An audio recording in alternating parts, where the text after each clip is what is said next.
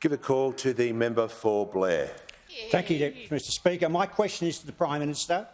How is the government responding to the Optus data breach? Give the call to the Prime Minister. I thank the member for Blair for his question. The Optus data breach is of great concern, and I acknowledge the stress and worry that this has caused millions of Australians. When customers hand over their data to companies in Australia, they expect that it will be kept safe. And this kind of data breach should be an absolute wake-up call to corporate Australia.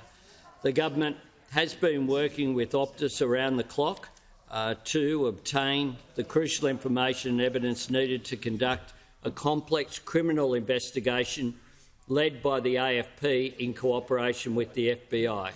I spoke to the CEO of Optus on Saturday, having got a brief from the head of the Australian Signals Directorate on Friday night, and I know that Minister O'Neill and other ministers have been working around the clock on this issue.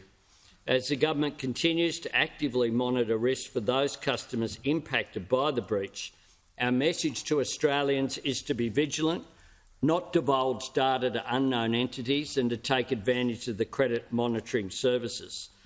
We know that this breach should never have happened, and the government expects Optus to do everything within its means to support affected customers.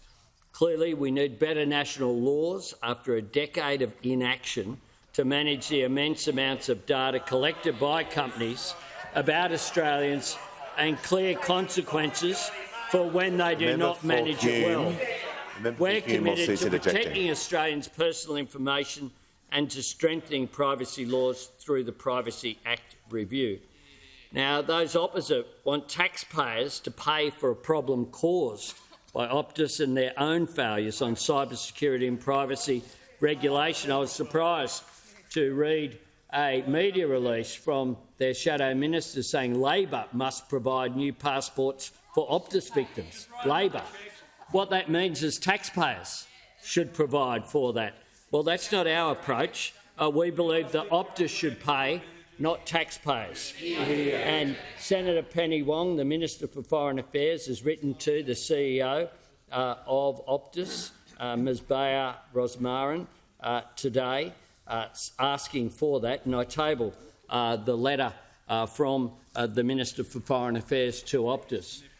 That is a big difference between us and those opposite somehow attempting to play politics and say that taxpayers should fund this after they sat on a failure to legislate appropriately for 9 long years. Well, we are dealing with this issue.